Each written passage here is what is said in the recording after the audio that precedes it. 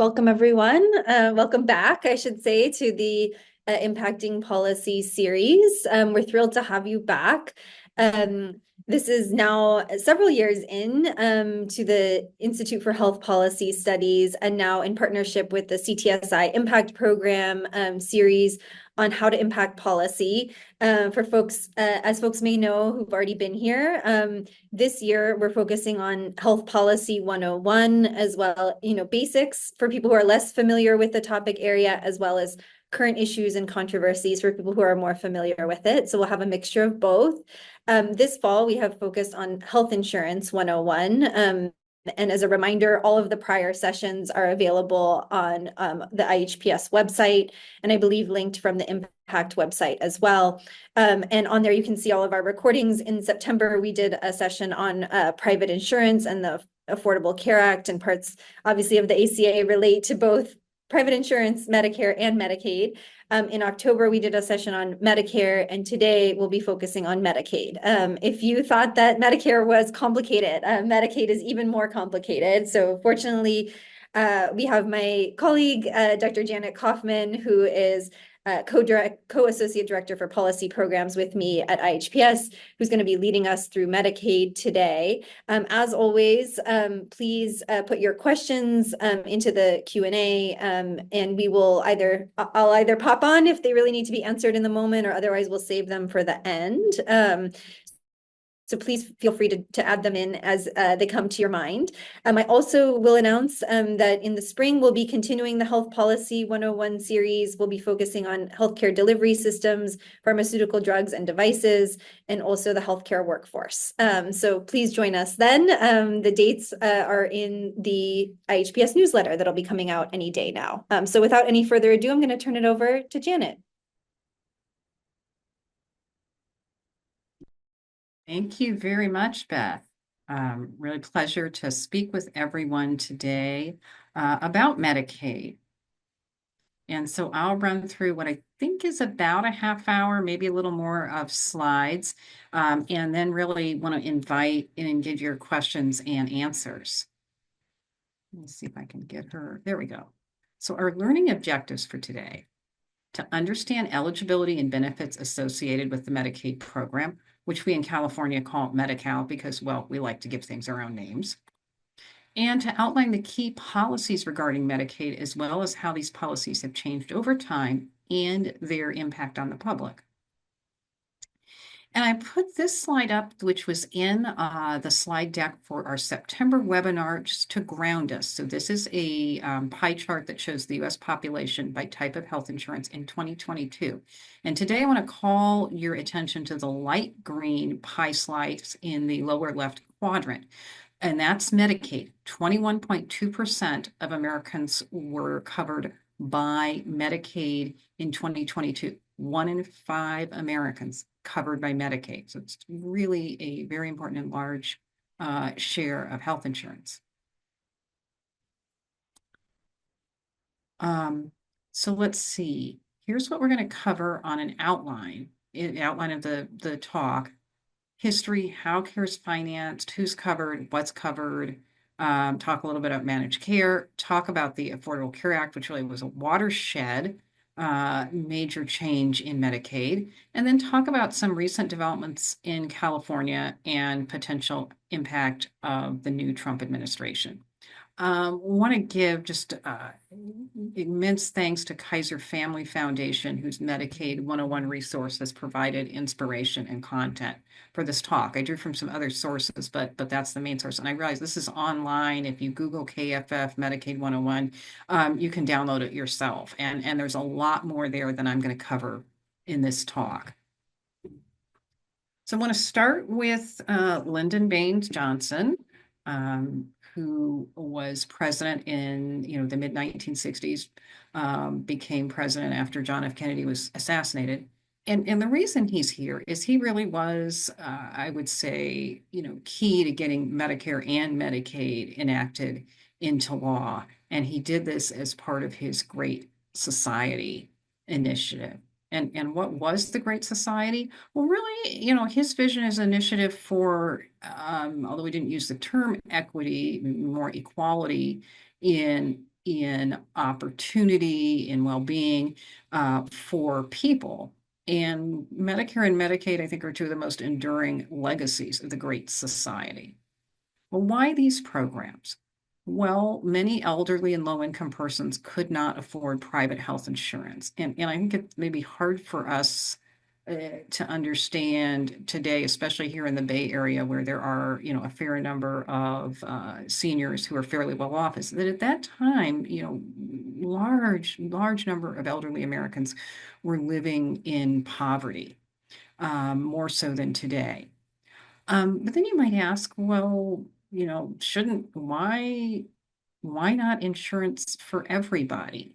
If we look at what was happening in Great Britain and in Canada in the post-World War II era, you see both of them move towards models of universal coverage. And indeed, there were folks in the United States dating back to the Truman administration in the late 40s who were fighting very hard for universal health insurance coverage.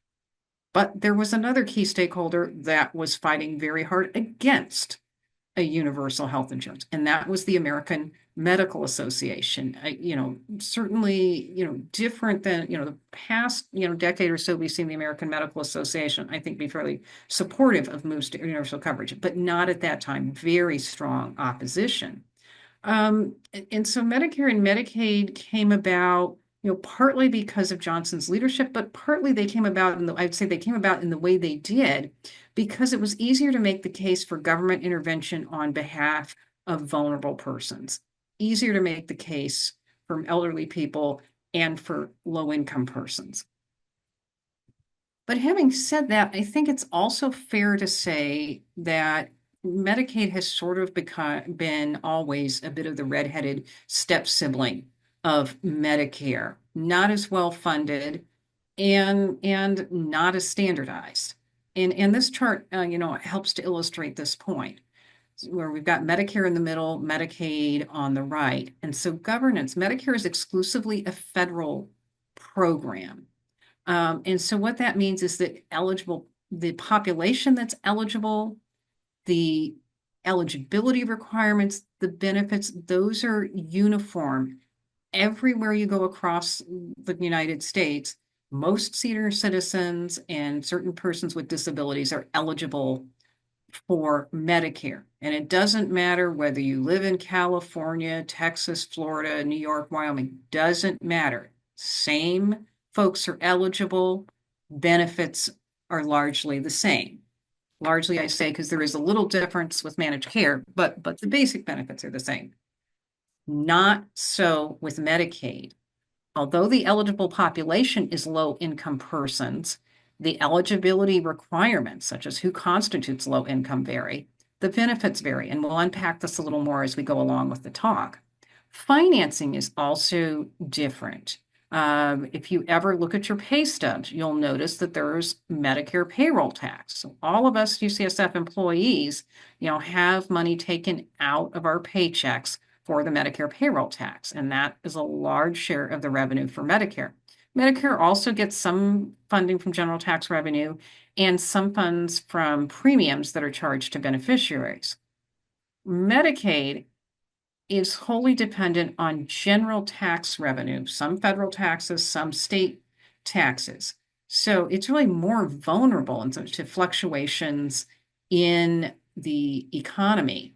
And paradoxically, the amount of funding available for Medicaid often goes down just in the times of economic downturn, where the number of people who need Medicaid increases as people lose their jobs. And we certainly we saw that big ramp up in folks needing Medicaid during the pandemic.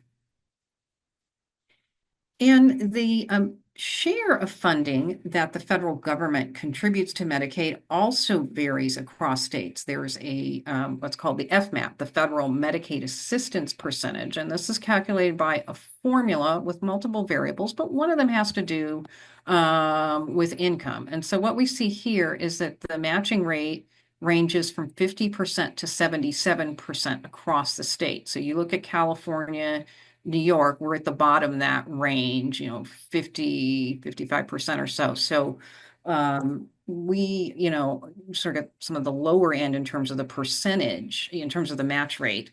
Whereas you look to the Deep South, and those are match rates that are in the 70s. So a lot of variation in what the feds contribute. So getting back to who has Medicaid, while it is definitely not fully uniform, prior to the ACA, I think it's fair to say there were kind of five big categories of people eligible for Medicaid: children, pregnant women, uh, parents, senior citizens, and people with disabilities. If you were someone who was poor, not a child, not pregnant, not a parent, not a senior, didn't have disabilities, in most states, you were out of luck. And even today, if you're an undocumented immigrant, you're still out of luck for Medicaid in most states. Not here in California, which we'll get to in a bit, but undocumented immigrants generally not eligible.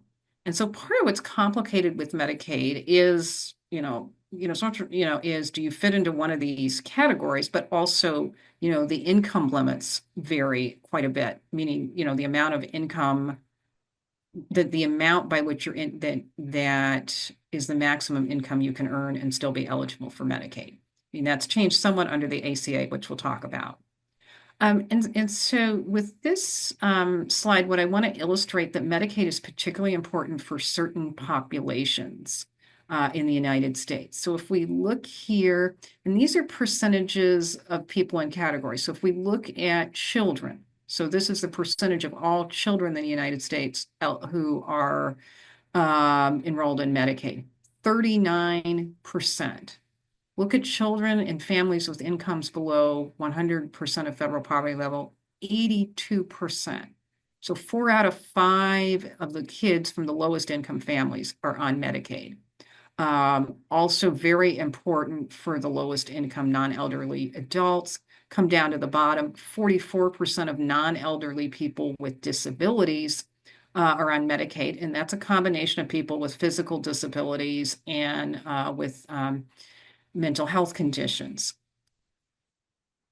And if we look in the middle of this chart at race ethnicity, we see that, around a third of Black Americans and a third of Hispanic Latin Americans are on Medicaid. And in addition, 40% of American Indian Alaska Native. So, very important for certain, ethnic groups, partly due to largely, I should say, due to the higher rates of poverty in those groups. Another thing that makes Medicaid complicated is that when we look at these groups of beneficiaries and we look at, who constitutes what percent of total enrollees versus expenditures, we see some differences. So if we look at the left here, that column is looking at the percentage of Medicaid enrollees by category. So 34%, 1 in 3 Medicaid recipients is a child or adolescent. But those children and adolescents account for only 14% of Medicaid expenditures. Conversely, we go to the dark green, 13% of Medicaid enrollees are people who are enrolled based on a physical disability or mental health condition. But those folks account for 31%, almost 1/3 of expenditures. Why is that? Well, folks with disabilities just have greater healthcare needs. Similarly, folks who are on Medicaid based on their age, senior citizens, account for a higher share of expenditures than of enrollees. So what services does Medicaid cover? I know this is a lot to read, but I think the point I want to make here for mandatory, these are mandatory services, meaning services every state's Medicaid program has got to cover. And you look on the left, inpatient, outpatient hospital, physician services, X-ray, preventive, a lot of stuff, pretty typically what you'd find in private insurance too, and what you'd find in Medicare. Over to the right, nursing facility and home health services, and those are covered, for as long as people need them. That's quite different from Medicare and most private insurance, which only covers those services for a limited amount of time following discharge from hospital, from acute care services. So, and some really important consequences of this difference between Medicaid and private insurance and Medicare. This is, optional services, and just take a look. The first one here, prescription drugs, is technically optional, although most states cover it. But some of these other things that, people need, and that certainly that low income people have trouble paying for, like dental services, are optional, and not every state covers it, and states definitely aren't vary in the generosity with which they cover it. And also you can see over on the right, some additional optional long-term services supports along with hospice care. So because Medicaid, covers long-term services supports and covers them over the long term, not just in a post-acute care timeframe, Medicaid accounts for the largest share of spending on long-term services and supports in the United States. It is the most important payer for those services, and particularly it's the largest payer for home and community-based long-term services and supports. So things like help with and some of it's is nursing care, but things like bath aides, home care aides who help folks with dressing, toileting, making meals.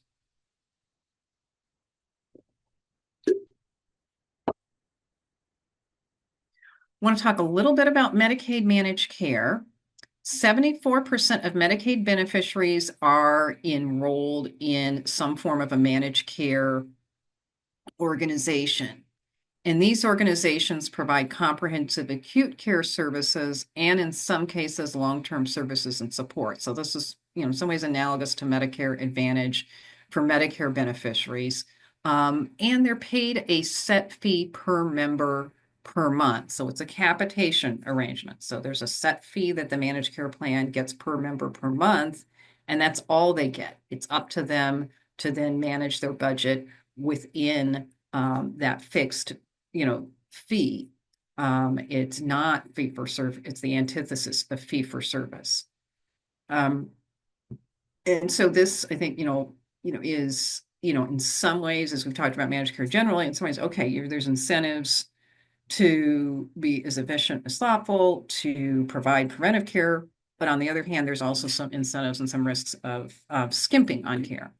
And these Medicaid managed care organizations, they run the gamut from, the sorts of managed care plans that folks like us are enrolled in, Health Net, Anthem, Kaiser, to managed care plans that are operated by counties or,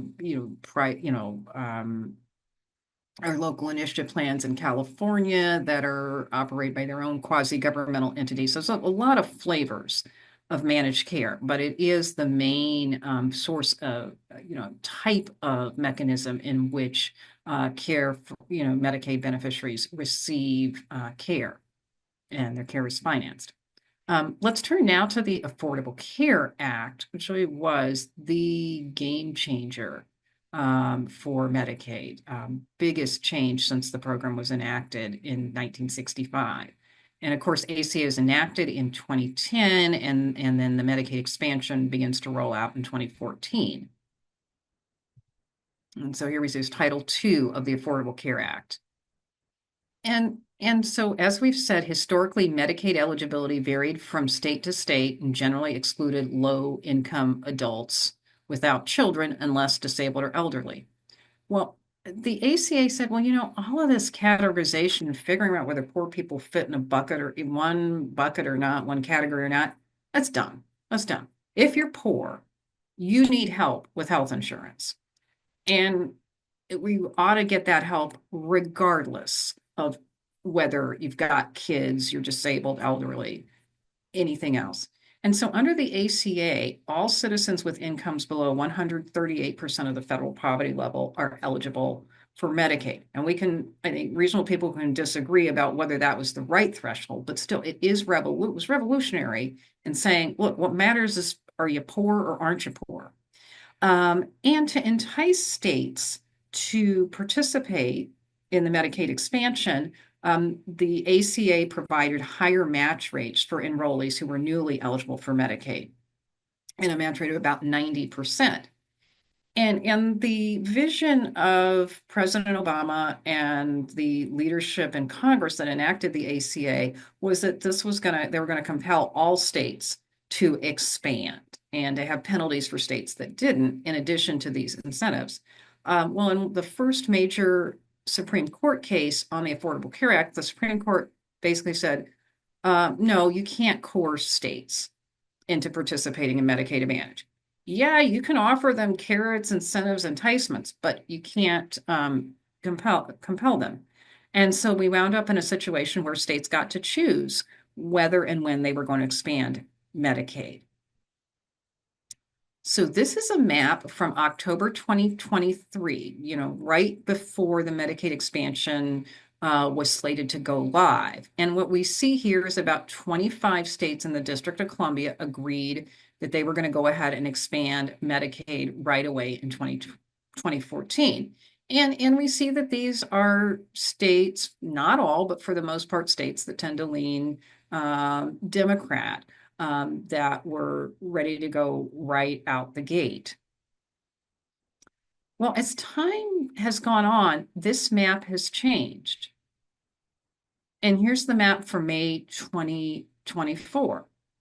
You see here, substantially more states have opted into Medicaid expansion, including some states that tend to be fairly conservative, and that the holdouts, if you will, the states that still haven't expanded, are largely in the southeast. So we now find that 40 states plus Washington, D.C. have expanded eligibility for Medicaid, and that as of May 2024, 81 million Americans were enrolled in Medicaid or CHIP, which is the Children's Health Insurance Program.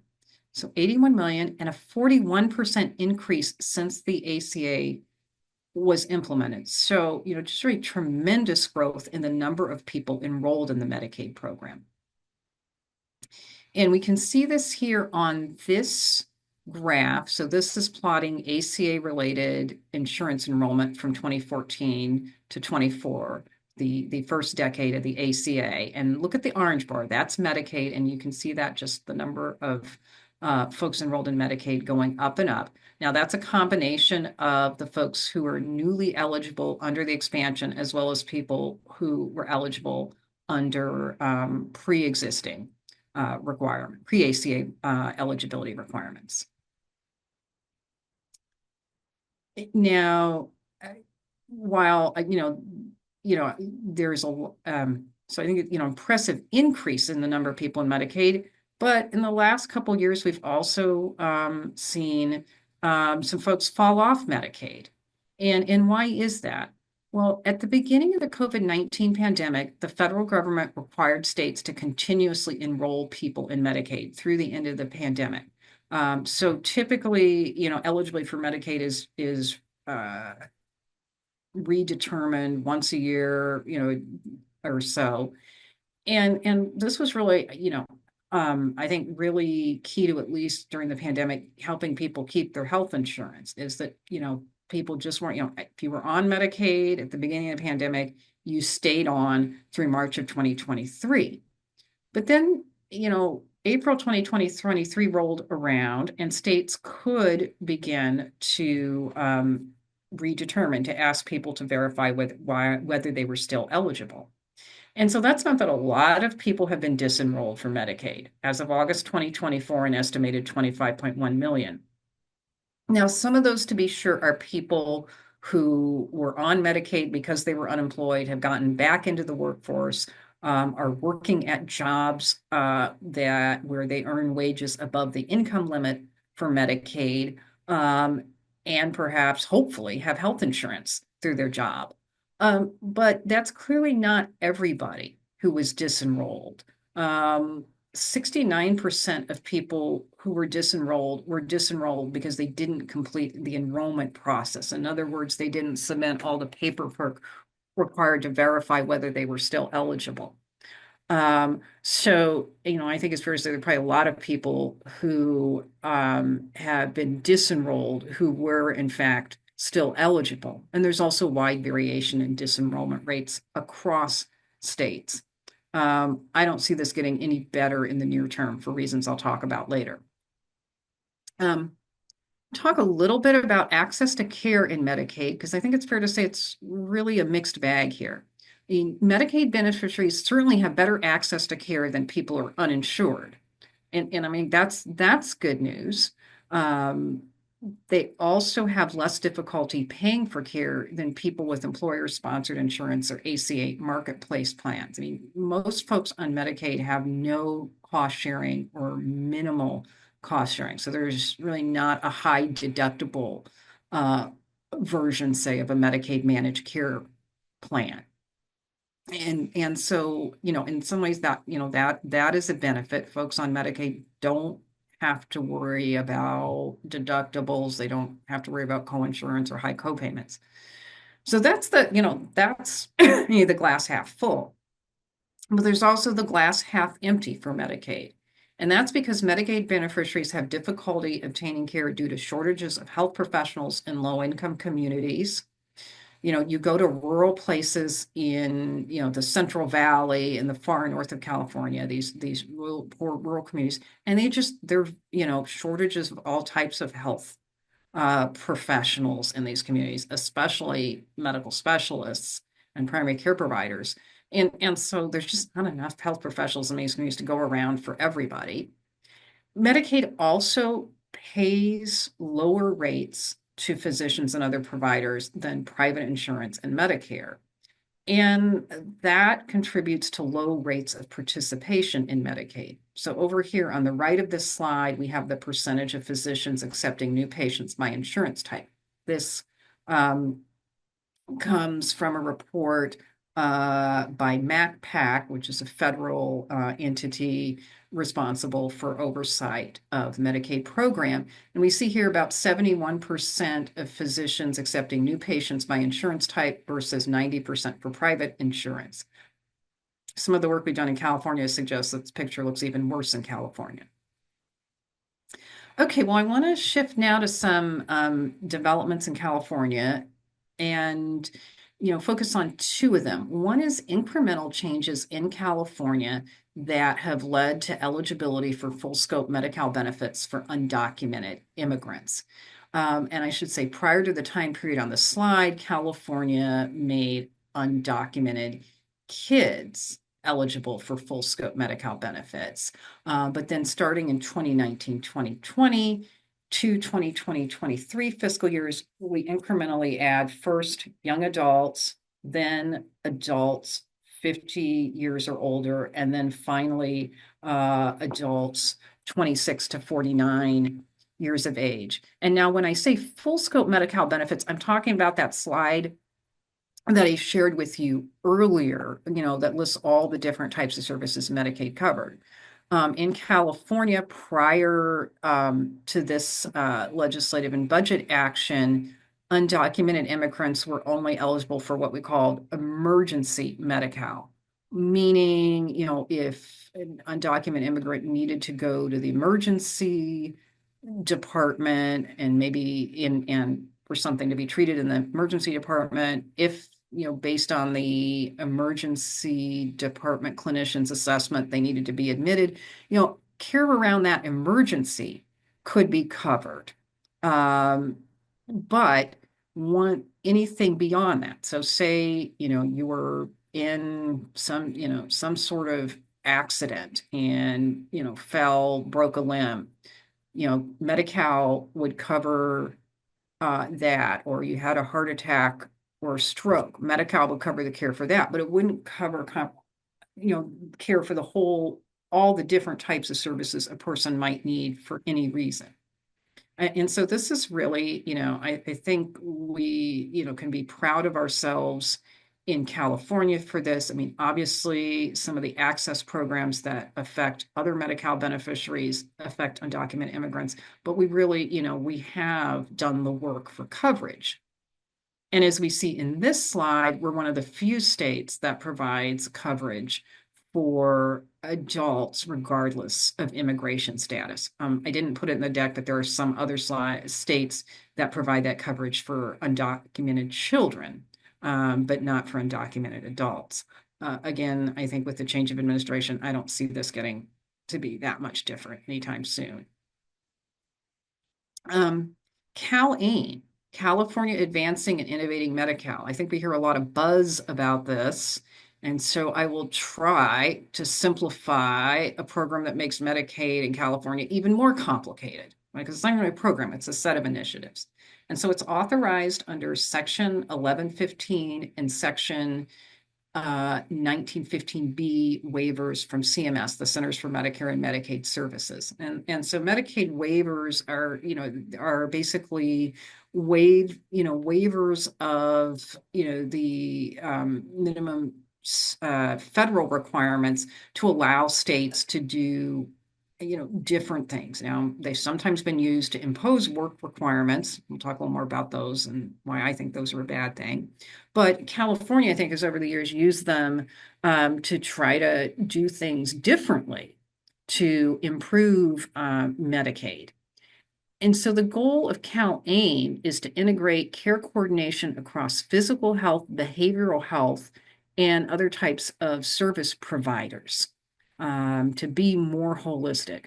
And it's a combination of coverage and payment for new services and changes to existing services. And I think the most exciting and innovative part has to do with community support services, which are sometimes called in lieu of services. And so these include housing support. So using Medicaid dollars to help people get and maintain housing, short-term recovery support. So things like respite care, and then independent living supports. So supports to help people remain in their communities. And again, we've already done, our in-home support services in California does some of that, but this is to do this even more robustly.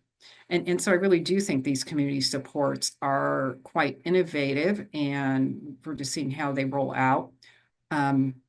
Didn't put it on a slide, but we have Behavioral Health Connect, which, knock on wood, the feds will approve the waiver that will allow the state to do some more creative work in integrating mental health and substance use services with one another and physical health services. Okay. I guess maybe I want to get through this as fast as I can. But we do need to talk about what does the new administration mean for the Medicaid program. And so I'm calling this, if passed, as prologue, because since this is a second Trump administration, we can look back to what happened in the first Trump administration and perhaps draw some inferences. And so I'm going to start here at the top of this slide with the first Trump administration's budget for fiscal year 2020. So just as the pandemic hit, what the administration was proposing at that time. Well, three things. Now, I mentioned work requirements, in passing before. So those would be, a requirement which would say, well, for able-bodied people, able-bodied adults, in order to get Medicaid, be on Medicaid, you have to work or pursue training, volunteer work, something that shows that you're either, contributing to the economy or preparing yourself to. And so these have been done, a few states have these with waivers. This has been done. I think where it has been done, the research has generally shown that most able-bodied, quote unquote, Medicaid beneficiaries were already working, that a work requirement doesn't, substantially increase the number of people who are working. What it does do is create a lot of burden for people to document that they're eligible. And so other things the first Trump administration proposed were repealing the ACA Medicaid coverage expansion and replacing it with a block grant. Well, what is a block grant? Well, block grant means instead of having a contribution that says, well, this is based on that really kind of goes up and down with the number of people enrolled in Medicaid and is tied to that. A block grant says, here's a fixed sum of money. You state, you go figure out how to use it to cover people. Now, the proponents of block grants will say, well, gee, it gives you all this, flexibility to tailor your Medicaid program to the state's needs. And okay, there is flexibility. Unfortunately, I think when we look at other federal programs that have been block granted, what we see is block grant becomes a vehicle for reducing federal investment in programs. And so I think there's legitimate fears that a block grant approach to coverage expansion would reduce the amount of money that states get to serve the expansion population. Also proposed a per capita cap on spending for other Medicaid beneficiaries. So in other words, the folks who were eligible under the pre-ACA rules, there would be a limit on how much the federal government would pay per person. So another way to potentially reduce Medicaid expenditures. Why do this? Well, I think some of it has to do with beliefs about whether the folks on Medicaid are really deserving of assistance. It also, I think, will clearly have to do with President Trump's stated desires around providing tax cuts. I mean, the money's got to come from somewhere. Can't come from Social Security. Probably, because that, well, I should say can't, could come from Social Security and Medicare, but the politically, it's hard to see a lot of cuts in Social Security and Medicare entitlements. It's more likely that you'll see it in Medicaid and other programs that benefit lower income people. Whether that's going to happen or not, I don't think we know. I think the things in the second set of bullets are almost surely going to happen, and that's repealing and revising regulations that the Biden administration has approved and were in place for improving access to care and streamlining enrollment and renewal. In fact, I really see states being encouraged to go in the opposite direction and really tightening verification of eligibility, making the process of applying for and keeping Medicaid more cumbersome. And the reason I think those are more likely is those are things that largely can be done through the regulatory process. They don't require members of Congress to take a vote.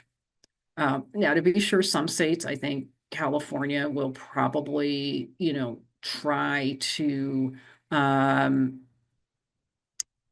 limit any restrictions that it imposes.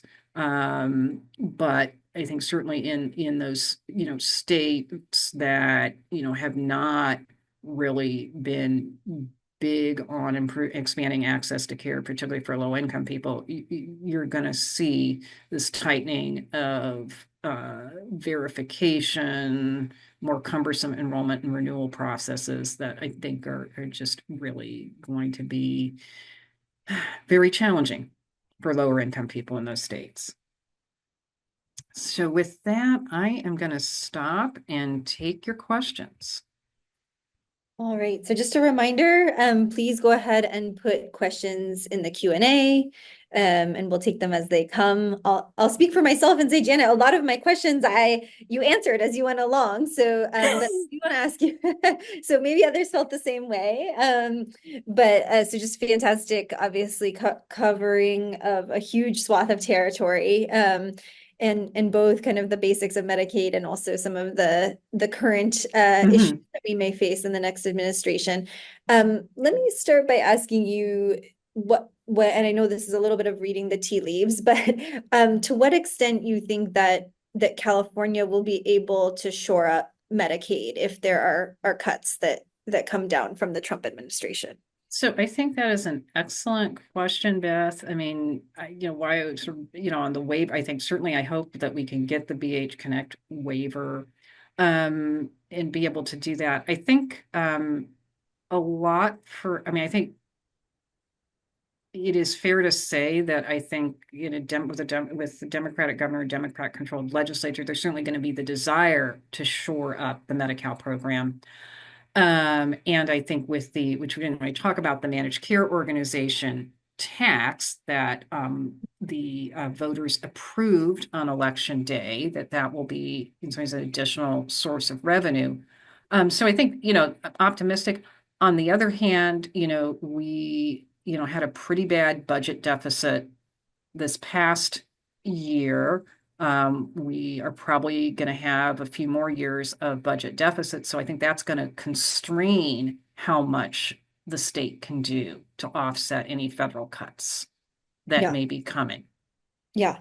Um, that was actually it dovetails with what was going to be my next question, which is whether I know people probably voted for Prop 35 one way or another, but whether you want to, and then I'll come to Jason's question in just a second, but whether you want to try to take a stab at explaining the managed care organization tax for people who Oh aren't boy. familiar with that. Oh boy. Yeah. Okay. So, or maybe if you want to take a stab at it, but I Oh, can, sure. no, I can't. I'll try. So this is in California had this for many years, and it's a tax on managed care organizations. And the reason we, taxes generate revenue, but in this case, what that's really done is also is used to enhance the amount of money that we can draw down from the federal government for the Medicaid program. So that's why it's important. And so in that way, I guess maybe that offsets some things, remains to be seen. And I think so. I think that in some ways is good for source of revenue. I think where the controversy over Prop 35 has been is should we enshrine in statute what Prop 35 proposes in terms of how that MCO tax money will be allocated to physicians, hospitals, and other providers. And certainly, I think it's fair to say the healthcare interests that backed 35 certainly support that, but there are others. And I think California Pan Ethnic Health Network was one of several organizations that said, we support revenue, additional revenue for Medicaid. We support the Medicaid program, but we don't like this idea that it's going to be enshrined in statute and not and it's not going to be, we want more flexibility in how the dollars are used. I mean, I think for those of us in the policy, that's an important argument. For many voters, I suspect they voted, Mhm. thinking about whether they favored taxing managed care plans or not, and not Yeah. the specifics. Yeah. And maybe also speaks to the fact that the Medicaid program is, in poll after poll, very well supported across the Exactly. political spectrum in California, not necessarily everywhere, but in California. So Yes. I want to go now Mhm. to a question. First of all, thank you. And then with all the state by state variability, is there a centralized source to look up how all the states differ in benefits, eligibility, et cetera? Um, Great question, Jason. I think probably KFF Foundation has some of the best resources. The feds may have something, but I think KFF it tends to be my go-to because they really excel at putting information together in a way that's digestible. Yeah. Uh, Beth, I don't know if there's other sources you use. Yeah, I completely agree with that. I'll say for state by state comparisons in general, I often use NCSL, the National Yes, Conference that's another of State great one. Legislatures. And so that's a great resource. It's much broader than just looking at healthcare in the way that KFF does. So if you're interested in state by state comparisons across a range of health issues, I Mhm. think NCSL is great, and then KFF is great. So those would be the two I would think of. Mhm. So next question, when having conversations about I think it means when having conversations with the public about why full scope benefits for undocumented immigrants is actually a benefit to the healthcare system, what are talking points that you generally find influential? Well, hi, Andy. Andy is one of our students in the Master Science and Health Policy and Law program. So, and asking very pertinent question. So, Andy, I mean, what I see in the Q&A, you say, well, not having Medicaid won't stop the care from being needed. And it seems like the most likely result is that it goes unpaid, which would negatively impact the healthcare system. So, yes, you are seeing that right. And that's, I think one of my points I will say to people is like, well, you're going to pay for if they if somebody who's undocumented shows up in an emergency department, EMTALA says you've got to treat, assess, treat, stabilize, they're going to get that emergency care regardless. And if they don't have Medicaid, then it's uncompensated care that in some ways we all pay for. The other thing I think we can say is when people don't have health insurance, they put off going to the doctor. They wait, till, they wait till they're sick enough.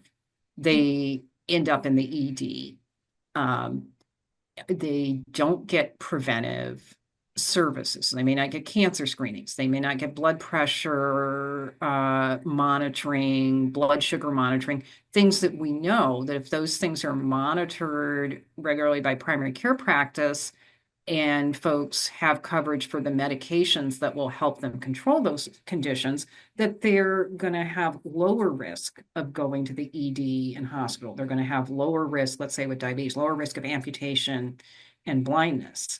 Those sorts of things, and not and those chronic conditions are maybe the most obvious, but also in public health. We certainly hope we don't have another pandemic, but but if we do, folks who don't have insurance may be slower to seek help and, run the risk of infecting family members and coworkers more so. So those are all, I think those are the arguments that I would use. Yeah, I agree with that completely. Just another reminder for people to put questions in the chat. One thing I'll say, having like worked on the other side of this, is that the challenge with arguments like that sometimes for policymakers is that they don't always get scored by Mhm. like the Congressional Budget Office, for example, or the Legislative Analyst Office in Sacramento, or the fiscal committees. That all the thing, I'm a primary care doctor. I believe all the things that Janet just said and that you're pointing toward, Andy. And sometimes those things take years to come to fruition in terms of the data. And so oftentimes what's challenging is that in the policy world, people are balancing a budget for this year or for next year, and they're not necessarily thinking about Mhm. the benefits that come down the road. And same sometimes with insurance companies or managed care companies as well, because there's so much Right. movement between different insurers, that's where sometimes the arguments get challenging, even though I think even many of the more experienced staffers, they understand the arguments Mhm. that you all have just put forth. But then that doesn't actually get scored on the documents that they have to review for next year's budget Yeah. cycle. And that's where we end up, quite short-sighted politically. Yeah. So yeah, exactly. And I think in times of a budget deficits, there's even greater scrutiny to Yes. how something's being scored by CBO or the LAO.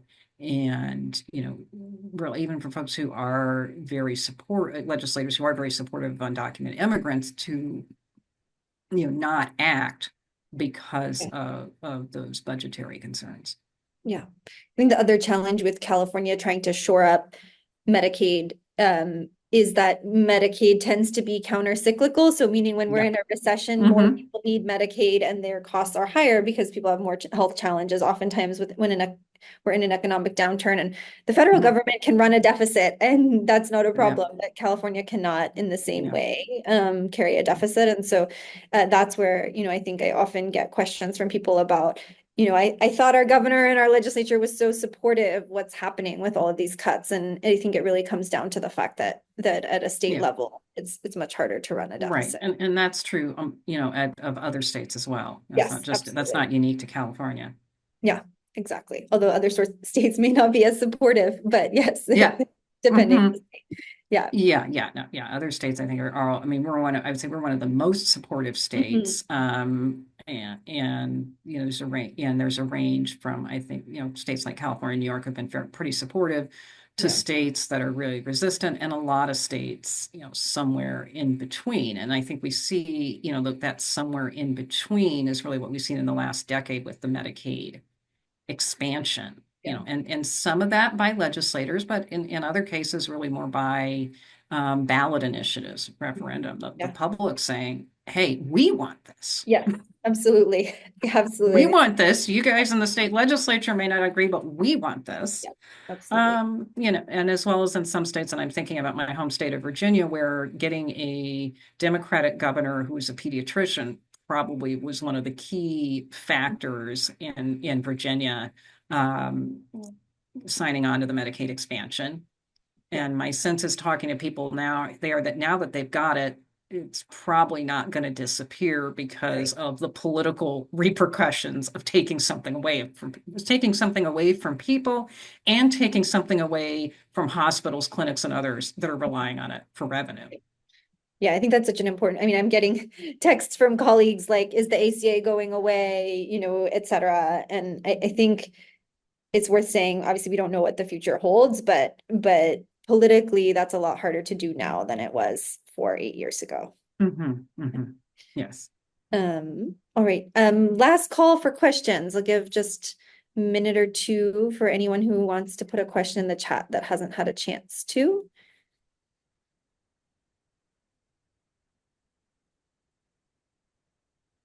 All And I right. will say, folks, if you think that this is of value to colleagues who weren't able to join, we will be making a recording Mhm. available Yeah. on the IHPS website. Mhm. All right, one more question. And again, feel free to put in the chat if anyone else is thinking of questions. So Texas is starting to ask hospitals to report immigration status. Currently, I think asking is not technically required, but do you see this happening more in other states? Oh, well, thanks, Patty, another HPL student. So it's not, I'm not a lawyer, I'm on the policy side of the program, not the law side, but I would say it's not, as far as I know, it is not required by federal law. And I don't know that states, I'm not familiar with whether states really legally can ask hospitals to do that. Um, do I see it potentially happening in more states? Yes. I don't think it will happen here in California. I think when we saw it during the first Trump administration, really, efforts to crack down on immigration, I think there's um, certainly I know San Francisco General, others a lot of, at least in the Bay, San Francisco General and some other hospitals, like really coaching staff on, what the law says, like, no, you don't ask people, and you don't have to tell anybody from ICE either.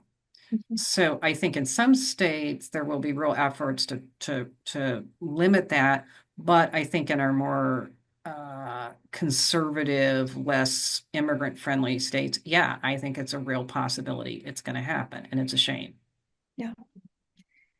And even if it doesn't happen here, sometimes the rumors fly, and so Exactly. it'll impact people's willingness to seek care. And Exactly. And that's I think is the big again, the big concern is you want folks to be able to seek care. And I said that, and I think it's what's important is it's not just people who are undocumented will be fearful. It will be many people in those ethnic groups. And the last thing we want is, somebody to not get care for their blood pressure, their blood sugar, and, end up with heart attack, stroke, other things that could have been prevented.